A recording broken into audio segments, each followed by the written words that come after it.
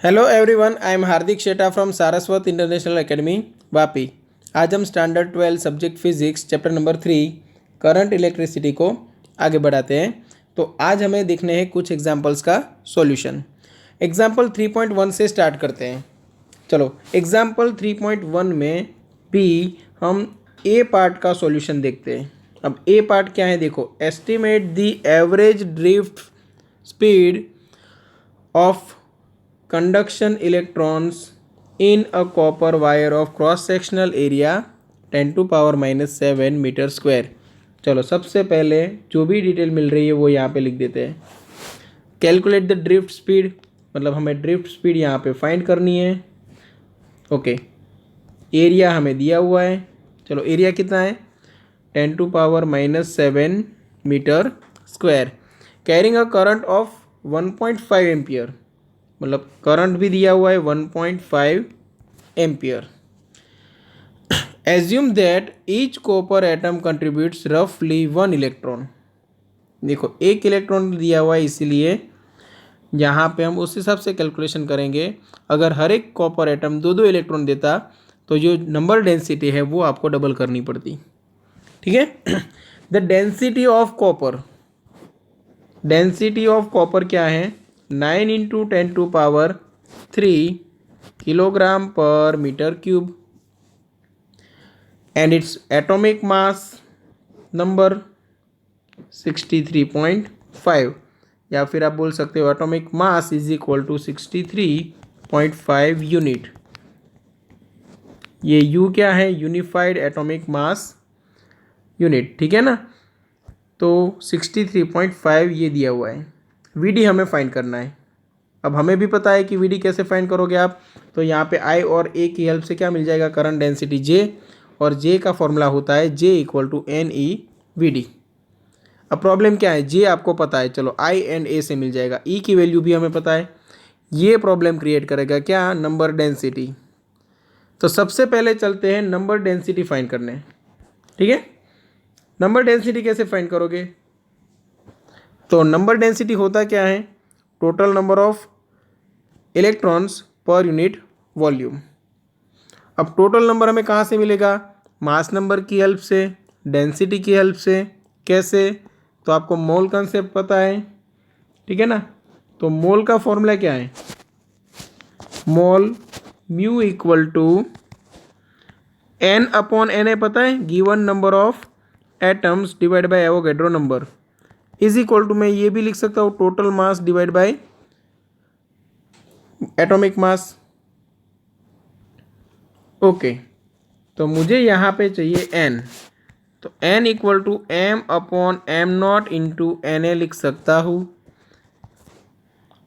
अब ये m क्या है, तो मास इक्वल टू मैं लिख सकता हूँ डेंसिटी इंटू वॉल्यूम, बिल्कुल लिख सकता हूँ। अब ये जो वॉल्यूम है उसको यहाँ पे नीचे लेके आओ, तो हो गया total number of atoms divide by volume. हमें चाहिए इलेक्ट्रॉन की नंबर डेंसिटी।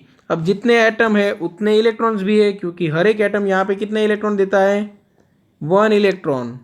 क्लियर, वो तो क्वेश्चन में ही दिया हुआ है।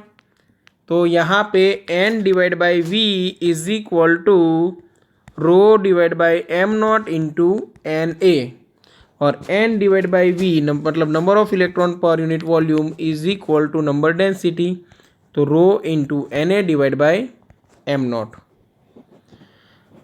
चलो, ये मिल गया।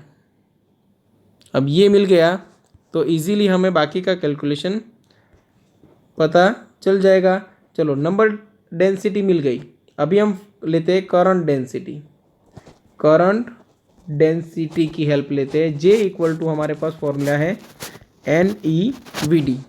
जे की जगह पे मैं लिख सकता हूँ आई डिवाइड बाई ए, और एन की जगह पे मैं लिख सकता हूँ rho N A divide by m0 into E into V D तो है ही। अब हमें क्या फाइंड करना था, वी डी, तो वी डी अलग ले लो। तो वी डी इक्वल टू क्या मिलेगा, I into m0, I into m0 divide by A into rho into N A into E, A rho N A into E. अब यहाँ पे एम नॉट है वो किस में दिया हुआ था 63.5 यूनिट, बट हमने जब यूज़ किया तो उसको यूज़ किया था डेंसिटी मतलब किलोग्राम पर मीटर क्यूब के साथ। अब इसका मतलब क्या है, एवोगैड्रो नंबर भी ले लिया था, मतलब हमने यहाँ पे जो मास लिया था मास नंबर वो हमने ऐसे लिया था 63.5 ग्राम पर मोल में लिया था। समझ में आया कुछ? यहाँ पे जो हमने लिया था वो ग्राम पर मोल के लिए लिया था, और एवोगैड्रो नंबर है उसका यूनिट होता है मोल इनवर्स, ये भी हमें पता है। तो मतलब यहाँ पे 63.5 है वो अभी यूनिट में नहीं है, हमारे कैलकुलेशन के लिए ग्राम में है। तो ग्राम में है तो किलोग्राम में कन्वर्ट करना ज़रूरी, और किलोग्राम में कन्वर्ट करना है तो यहाँ पे आप 10⁻³ एक्स्ट्रा लगा दोगे।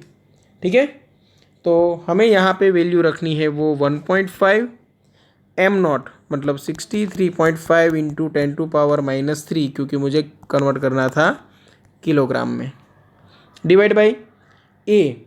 चलो ए मतलब एरिया 10⁻⁻7, डेंसिटी है 9 इंटू 10⁻³ एन है एवोगैड्रो नंबर जो है 6.022 इंटू 10⁻23, बट टेक्स्ट बुक में नियरली इक्वल टू 6 ले लिया है, तो 6 इंटू 10⁻23, और ई की वैल्यू हमें पता है 1.6 इंटू 10⁻⁻19। चलो ये सभी वैल्यू हमें पता चल गई, अभी सिर्फ क्या करना है कैलकुलेशन। तो कैलकुलेशन के बाद आपका आंसर आएगा 1.1 इंटू 10⁻³ मीटर पर सेकेंड, मतलब 1.1 millimetre per second, 1.1 millimetre per second. चलो यहाँ तक क्लियर है। तो ये हो गया एग्जाम्पल 3.1 में ए पार्ट का सॉल्यूशन। अभी बी पार्ट से स्टार्ट करते हैं। चलो ये सब हटा देते हैं। अब बी में क्या लिखा हुआ है, compare the drift speed obtained above with, उसमें भी दो डिवीज़न आई करके दिया हुआ है और ये डबल आई करके। Thermal speed of copper atom at ordinary temperature, ordinary temperature मतलब रूम टेम्परेचर ले सकते हो आप 27 degree Celsius. Speed of propagation of electric field along the conductor which causes the drift motion, electric field की जो speed है वो लेनी है आपको स्पीड ऑफ लाइट के जितनी, और वो आपको पता चलेगा जब आप इलेक्ट्रोमैग्नेटिक वेव नाम का चैप्टर पढ़ोगे तब। ठीक है, चलो तो यहाँ पे हमारा काम है सॉल्यूशन करना, सॉल्यूशन कर लेते हैं।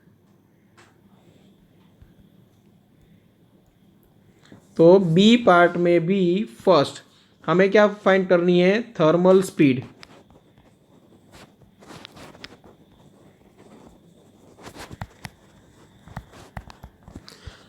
अब हीट की वजह से एनर्जी कितनी मिलती है, तो उसके लिए हम ले सकते हैं हाफ mv²। जो काइनेटिक एनर्जी है वो यहाँ पे क्या आएगी 3/2 kBT। अब 3/2 kBT क्यों आंसर आता है वो भी समझने लायक है।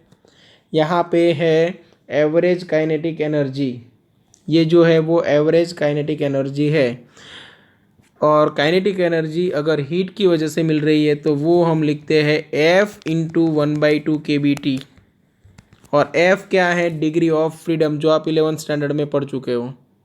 तो यहाँ पे कॉपर है मतलब एक सिंगल एटम है, और सिंगल एटम है तो उसके लिए डिग्री ऑफ फ्रीडम कितने होते हैं 3, इसीलिए यहाँ पे जो मल्टीप्लाइड होता है वो क्या है 3। ठीक है, तो यहाँ पे अगर आपको V फाइंड करना है तो ये 2 कैंसल, और V फाइंड करना है तो आपको अंडर रूट मिलेगा 3 kBT डिवाइड बाई M, और M क्या रहेगा, तो M रहेगा मास ऑफ सिंगल एटम, क्योंकि हमने यहाँ पे एवरेज काइनेटिक एनर्जी ली है, मतलब हर एक एटम के लिए है ये। तो यहाँ पे आएगा मास ऑफ सिंगल एटम, ये आएगा velocity of single atom due to heat, और ये है thermal energy of single atom. यहाँ पे Kb क्या है, बोल्ट्जमैन्स कांस्टेंट। ठीक है, तो ये अगर आप पूरी वैल्यू रख दो, 3 तो है ही, Kb की वैल्यू हमें पता है बोल्ट्जमैन कांस्टेंट की, उसके बाद टेम्परेचर आपको ले लेना है। टेम्परेचर कितना लेना है यहाँ पे लिख के दे रहा हूँ 300 केल्विन, और मास आपको दिया हुआ है क्वेश्चन में। ठीक है, अगर ये पूरा सॉल्व कर लो तो आपका आंसर आएगा √3 × 2 × 10⁻2 मीटर पर सेकेंड। टेक्स्ट बुक में ये नहीं दिया हुआ है और वो गलत भी नहीं है।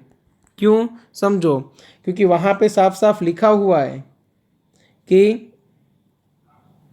ये जो ले रहे हैं वो ऑर्डर के लिए ले रहे हैं, is the typically of the order of. जब ऑर्डर कंसिडर कर रहे हैं तब उन्होंने 3 है उनको इग्नोर किया है।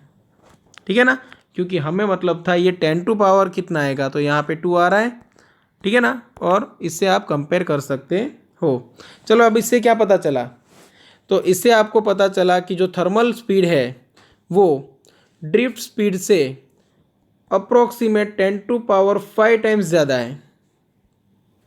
अगर दोनों का रेशियो ले लोगे ना V/VD, तो ऊपर है 10⁻², हम सिर्फ पावर को ही कंपेयर कर रहे हैं, और यहाँ पे 10⁻−3, तो आपको मिल जाएगा 10⁵। तो मतलब V = 10⁵ टाइम्स VD। समझ में आ गया, मतलब ड्रिफ्ट वेलोसिटी से अप्रोक्सीमेट 10⁵ टाइम्स ज़्यादा रहेगी थर्मल स्पीड। ओके, क्लियर इतना। अब इसी का जो सेकंड पार्ट है वो भी देख लेते हैं। तो कहा गया है कि इलेक्ट्रिक फील्ड की आपको स्पीड निकालनी है। ठीक है ना, और उसके साथ आप ड्रिफ्ट स्पीड को कंपेयर करोगे। तो यहाँ पे लिख लेते हैं स्पीड ऑफ इलेक्ट्रिक फील्ड, इले फील्ड नहीं है, ये तो मैं शॉर्ट में लिख रहा हूँ यहाँ पे, इलेक्ट्रिक फील्ड।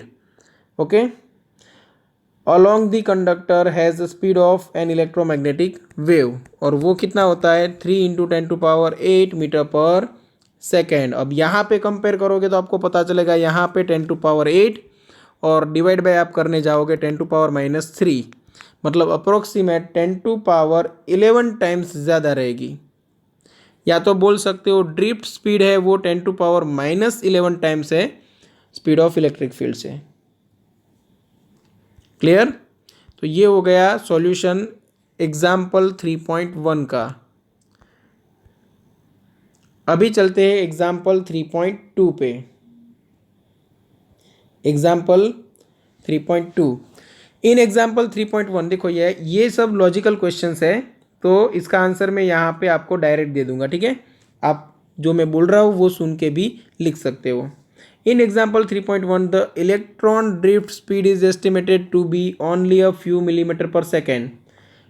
जो हमारा आंसर आया था वो 1.1 मिलीमीटर पर सेकेंड था, for currents in the range of a few ampere. Okay, how then is current established almost the instant a circuit is closed. समझ में आया क्वेश्चन, समझो अच्छे से कि जब कंडक्टर के अंदर इलेक्ट्रॉन की स्पीड आपको फ्यू मिलीमीटर पर सेकेंड में मिल रही है, मतलब पर second certain millimetre distance travel हो रहा है, तो फिर इलेक्ट्रिक करंट है वो उतना फास्ट ट्रैवल क्यों करता है। जैसे कि आपके रूम में ही अगर आपने स्विच प्रेस कर दी और तुरंत बल्ब ऑन हो गया, तो वहाँ तक इलेक्ट्रॉन पहुँचे कैसे। तो एक्चुअल में वहाँ पर इलेक्ट्रॉन पहुँचते ही नहीं है, वहाँ पे इलेक्ट्रॉन नहीं बट इलेक्ट्रिक फील्ड की इफेक्ट पहुँचती है। ठीक है ना, इसीलिए देखो आंसर लिखा हुआ है टेक्स्ट बुक में, electric field is established through out the circuit almost instantly, क्योंकि इलेक्ट्रिक फील्ड की स्पीड क्या थी, इलेक्ट्रिक स्पीड फील्ड है उसकी स्पीड है 3 × 10⁸ मीटर पर सेकेंड, मतलब स्पीड ऑफ लाइट जितनी। इमेजिन करो 1 सेकेंड में 3 लाख किलोमीटर डिस्टेंस कवर होना, तो बहुत ही ज़्यादा स्पीड हो गई, और वो स्पीड हम खुद डिटेक्ट नहीं कर पाएंगे, आइडेंटिफाई नहीं कर पाएंगे, अलग नहीं कर सकते, है ना। हर एक उतना छोटा टाइम हमारे पास है ही नहीं, तो इसीलिए हमें पता भी नहीं चलता और तुरंत इलेक्ट्रिसिटी है वो पास हो जाती है। ठीक है, इसीलिए लिखा हुआ है आंसर में, electric field is established through out the circuit almost instantly with the speed of light causing at every point a local electron drift. मतलब समझ में आया, इलेक्ट्रिक फील्ड है वो थ्रू आउट द कंडक्टर हर एक जगह पे फैल गया। अब इलेक्ट्रिक फील्ड यहाँ पे हर एक जगह पे है, तो ये इलेक्ट्रॉन भी हिलने लगेगा, ये इलेक्ट्रॉन भी हिलने लगेगा, ये इलेक्ट्रॉन भी हिलने लगेगा, ये इलेक्ट्रॉन भी, उससे आगे वाला भी, उससे आगे वाला भी। तो यहाँ का इलेक्ट्रॉन सीधा यहाँ तक चाहे ना पहुँच पाए, बट यहाँ का इलेक्ट्रॉन है उसके जैसी इफेक्ट, उसी के जैसी इफेक्ट यहाँ पे स्टार्ट हो जाएगी। समझ में आया? मतलब इलेक्ट्रॉन खुद ट्रैवल करके नहीं जा रहा है, बट इलेक्ट्रिक फील्ड है उसकी वजह से थ्रू आउट द कंडक्टर जितने भी इलेक्ट्रॉन्स हैं उनके ऊपर इलेक्ट्रिकल इफेक्ट जनरेट होती है, और वो हर एक इलेक्ट्रॉन मूव होना स्टार्ट करते हैं with their drift speed. Okay, तो establishment of a current does not have to wait the electrons from one end of the conductor traveling to the other end. However, it does take a little while for the current to reach its steady state. हाँ, current start हो जाता है but उसको steady state में मतलब constant बनने में थोड़ा टाइम लगता है। ठीक है, तो अभी समझ में आ गया होगा कि इलेक्ट्रिक करंट को फ्लो होने के लिए यहाँ का इलेक्ट्रॉन है उसको यहाँ तक पहुँचाने की ज़रूरत नहीं है। इलेक्ट्रिक फील्ड है वो लाइट की स्पीड से फैल जाएगा और हर एक इलेक्ट्रॉन है वो अपने अपने ड्रिफ्ट वेलोसिटी से आगे बढ़ना स्टार्ट कर देगा। चलो, ये हो गया क्वेश्चन 1 का सॉल्यूशन। ओके, समझ में आ गया होगा। बाकी तो टेक्स्ट बुक से भी आप कॉपी करके लिख सकते हो। द इलेक्ट्रॉन ड्रिफ्ट, अभी सेकंड क्वेश्चन देखना। The electron drift arises due to the force experienced by electrons in the electric field inside the conductor. But force should cause acceleration. Why then do the electrons acquire a steady average drift speed? तो हमने ये बात जब हमने पढ़ा था origin of resistivity and drift speed of electron, ये जो टॉपिक था उसमें ये डिस्कस किया था हमने कि कंडक्टर के अंदर जब पॉजिटिव आयंस के साथ इलेक्ट्रॉन कोलाइड होते हैं तब क्या होता है। तो सपोज़ यहाँ से इलेक्ट्रॉन है वो मोशन में आया और यहाँ तक गया, कोलाइड हुआ, वापस यहाँ पे आया, कोलाइड हुआ, वापस यहाँ पे। ठीक है ना? यहाँ पे जब स्टार्ट किया तब वेलोसिटी ज़ीरो, यहाँ पे एंडिंग पॉइंट पे ऑलमोस्ट वेलोसिटी ज़ीरो। कोलिजन की वजह से वापस एनर्जी मिली, वापस वो एक्सेलरेटेड मोशन में आया, यहाँ तक आते आते फिर से वेलोसिटी बन गई ज़ीरो। तो मतलब बिटवीन टू कोलिजन यहाँ से लेके यहाँ तक में वो एक बार रिलैक्स होता था, इसलिए यहाँ से लेके यहाँ तक का टाइम ड्यूरेशन है उसको हम नाम दिया था रिलैक्सेशन टाइम टो। और हर एक टाइम की एवरेज निकाल के उसको हमने बनाया था। क्यों? क्योंकि हर एक बार रिलैक्सेशन टाइम अलग अलग मिलता था, क्योंकि कोलिजन रेट है वो डिफरेंट हो सकता है, प्रोबेबिलिटी पे डिपेंड करता है। कहीं कहीं पे रास्ते में पॉजिटिव आयन नहीं आया तो वो लॉन्ग टाइम के बाद कोलाइड होगा, कहीं कहीं पे फटाफट आ गया तो तुरंत कोलिजन हो जाएगा। ओके, तो मतलब यहाँ पे जो हमने स्पीड निकाली थी वो एवरेज स्पीड थी, एक्चुअल में स्पीड चेंज हो रही है। इसलिए देखो यहाँ पे आंसर लिखा है, each free electron does accelerate, increasing its drift speed until it collide with a positive ion of the metal. हर एक इलेक्ट्रॉन को अलग अलग काउंट करो तो उसमें एक्सेलरेशन जनरेट होता है। It loses its drift speed after collision but starts to accelerate and increase its speed again only to suffer a collision again and so on. On the average, therefore, electrons acquire only a drift speed. क्योंकि हर बार क्या होता है, speed मिली, accelerate हुआ, speed zero हुई, वापस accelerate हुआ, speed मिली, वापस speed हो गई ज़ीरो, वापस एक्सेलरेट हुआ, तो ये होता रहता है। तो ये स्पीड है वो रैंडमली चेंज होती रहती है, और हमने सबकी जो एवरेज निकाली है उसी को हमने नाम दिया है ड्रिफ्ट स्पीड। और ड्रिफ्ट स्पीड है वो टाइम पे डिपेंडेड नहीं है, इसलिए वो कांस्टेंट है। ओके, अब सी देखो, if the electron drift speed is so small and the electron's charge is small, how can we still obtain large amount of current in a conductor? तो समझो, इलेक्ट्रॉन की स्पीड कम है, इलेक्ट्रॉन का charge कम है, but number of electron देखो, electron की number density है वो कंडक्टर में अप्रोक्सीमेट 10⁻29 पर मीटर क्यूब है। अब ये बहुत ही ज़्यादा है, इसलिए हमें फ्यू एम्पियर तक करंट इजीली मिल सकता है। समझ में आया?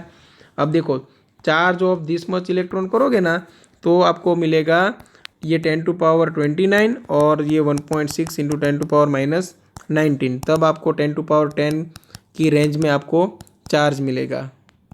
तो यहाँ पे आपको चार्ज ज़्यादा मिल सकता है। इलेक्ट्रॉन का चार्ज कम है बट इलेक्ट्रॉन की नंबर डेंसिटी हाई होने की वजह से हमें सम एम्पियर तक करंट मिल सकता है इजीली। ओके, चलो अभी fourth question. When electrons drift in a metal from lower to higher potential, does it mean that all the free electrons of the metal are moving in the same direction? तो ऐसा बिल्कुल नहीं है। तो ऐसा क्यों? क्योंकि समझना कि जो ड्रिफ्ट वेलोसिटी है वो जो रैंडम वेलोसिटी थी पहले, मतलब विदाउट पोटेंशियल डिफरेंस, जो इलेक्ट्रॉन रैंडम मोशन में थे, सपोज एक ही इलेक्ट्रॉन की बात कर लेते हैं, तो सपोज़ ये इलेक्ट्रॉन है वो रैंडम ऐसे जा रहा था और बैटरी की वजह से वो ये डायरेक्शन में जाने लगा, तो इन दोनों का जो रिजल्टेंट है वो आपको मिलेगा। ठीक है, इसलिए देखो टेक्स्ट बुक में लिखा हुआ है by no means the drift velocity is superposed over the large random velocities of electrons. Electron की जो रैंडम वेलोसिटीज़ थी वो तो थी ही, उसके ऊपर सुपरपोज्ड कर रहे कौन सी वेलोसिटीज़ को? ड्रिफ्ट वेलोसिटीज को। क्लियर? तो ऐसा बिल्कुल नहीं मानना है आपको कि अगर इलेक्ट्रॉन ड्रिफ्ट है वो from lower potential to higher potential है तो उसका मतलब ये नहीं है कि उसी डायरेक्शन में सारे इलेक्ट्रॉन मूव हो रहे हैं। क्लियर? ओके, और last question, are the paths of electron straight lines between successive collisions in the absence of electric field and in the presence of electric field? तो ये याद रखना है, in the absence of electric field, in the absence of electric field जो electron का path है वो straight line होगा। Okay, in the presence of electric field the paths are in general curved. अब ऐसा क्यों? क्योंकि जब इलेक्ट्रिक फील्ड आता है तब रैंडम मोशन तो है ही, इलेक्ट्रॉन की रैंडम मोशन तो है ही, साथ साथ ड्रिफ्ट वेलोसिटी भी जनरेट होगी, और फिर आपको हर एक पॉइंट पे आपको रिजल्टेंट वेलोसिटी की डायरेक्शन में वो इलेक्ट्रॉन मूव होता हुआ नज़र आएगा, और रिजल्टेंट वेलोसिटी है वो कर्व्ड पाथ आपको मिलेगा। क्लियर? तो ये याद रखना है, अगर इलेक्ट्रिक फील्ड नहीं है तो पाथ होगा स्ट्रेट लाइन, और अगर इलेक्ट्रिक फील्ड प्रेजेंट है तो फिर पाथ होगा वो थोड़ा कर्व्ड होगा। ओके, चलो ये हो गया एग्जाम्पल 3.2 का सॉल्यूशन। अभी बात करेंगे example 3.3। An electric toaster uses nichrome for its heating element. When a negligible small current passes through it, its resistance at room temperature is found to be 75.3 ओम।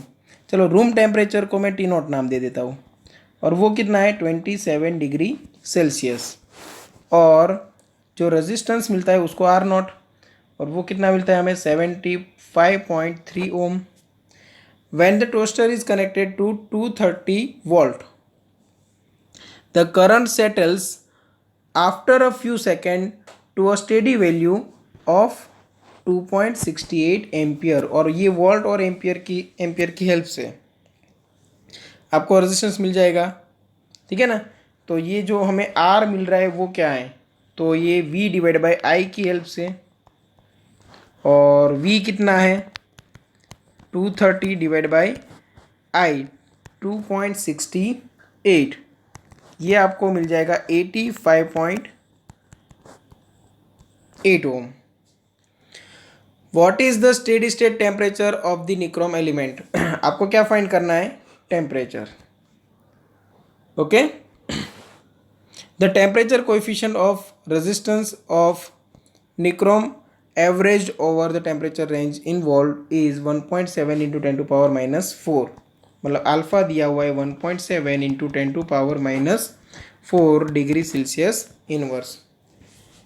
चलो तो ये एकदम इजी हो गया क्वेश्चन आपके लिए, सिंपल है। टेम्परेचर डिपेंडेंस ऑफ रेजिस्टेंस याद करो तो आर इक्वल टू फॉर्मूला क्या था, R not into 1 plus alpha into T minus T not. इसमें फाइंड क्या करना है आपको, टी, और इसके अलावा सारी चीज़ें दी हुई है तो मैं फटाफट यहाँ पे वैल्यू रख देता हूँ, ठीक है। चलो आर क्या दिया हुआ है 85.8, तो ये हो गया 85.8। आर नॉट दिया हुआ था 75.3, आर नॉट है 75.3 इंटू 1 प्लस अल्फ़ा की वैल्यू है, अल्फ़ा की वैल्यू है 1.7 into 10 to power minus 4 into T find करना है और टी नॉट हमारे पास है 27। ओके तो 85 डिवाइड बाई 75.3 कर देते, 85.8 डिवाइड बाई 75.3 कर देते हैं तो 1.139 है, इसलिए मैं 1.134 कर देता हूँ, सॉरी 1.139 है तो 1.14 कर देता हूँ। यहाँ पे 1 प्लस ये 1.7 into 10 to power minus 4 into T minus 27। अब ये 1 इधर आके माइनस हो गया तो 0.14 बचा, equal to 1.7 into 10 to power minus 4 और ये टी माइनस 27।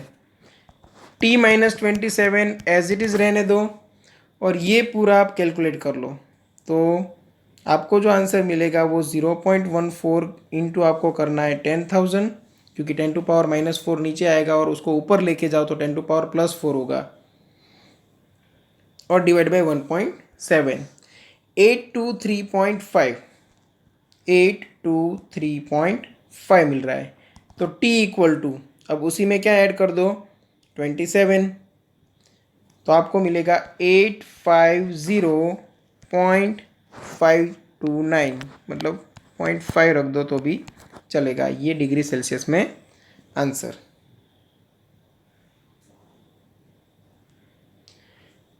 ओके चलो तो ये आपको टेम्परेचर यहाँ पे मिल गया। हाँ इसमें अप्रोक्सीमेट चेंज हो सकता है 2-3 डिग्री सेल्सियस का, उसका रीज़न है क्योंकि यहाँ पे हमने पॉइंट के बाद सारे डिवीज़न नहीं लिए।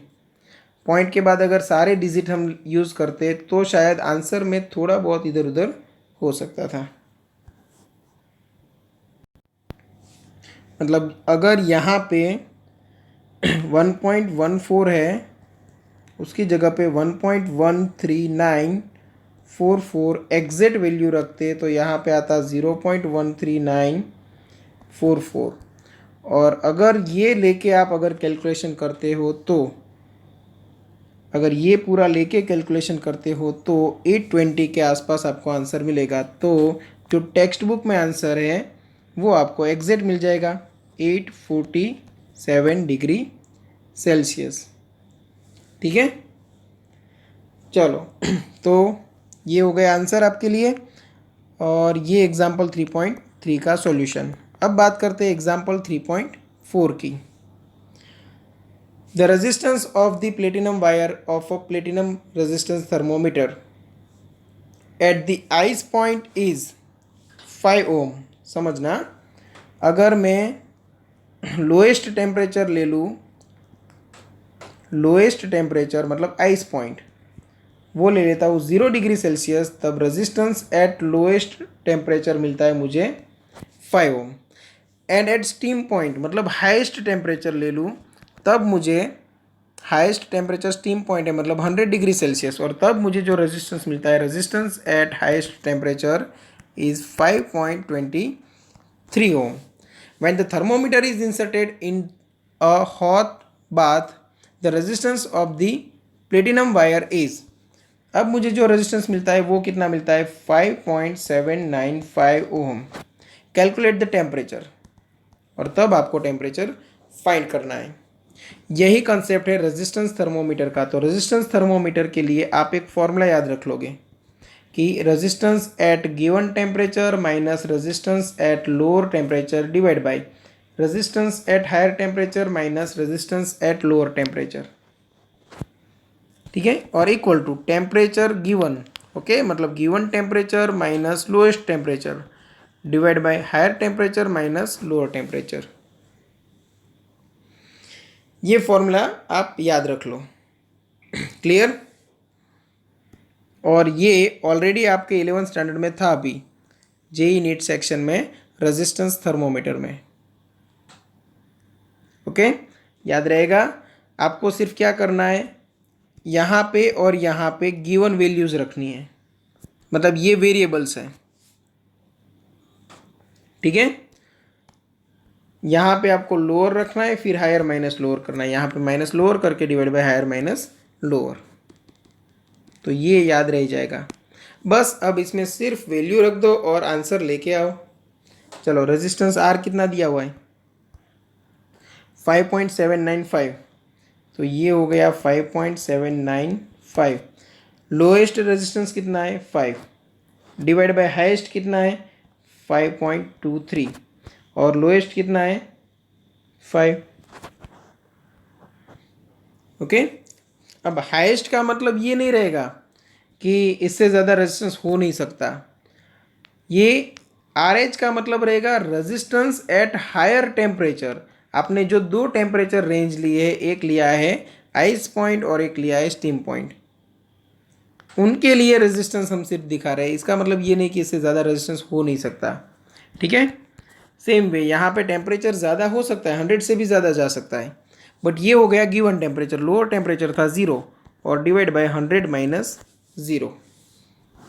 ये आप पूरा कैलकुलेट कर लो, आपको आंसर मिल जाएगा 345.65 डिग्री सेल्सियस,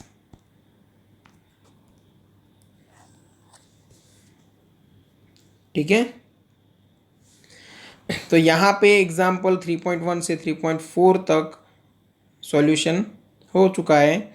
आप एक दो बार रिटर्न प्रैक्टिस कर लो और उसके बाद अगर कोई डाउट है तो कांटेक्ट कर सकते हो, ठीक है ना। नेक्स्ट वीडियो में जो आपको आगे की थियरीज है, जैसे कि इलेक्ट्रिकल एनर्जी एंड पावर और combination of resistors, series combination, parallel combination, ये सब आपको मिलेगा, ठीक है।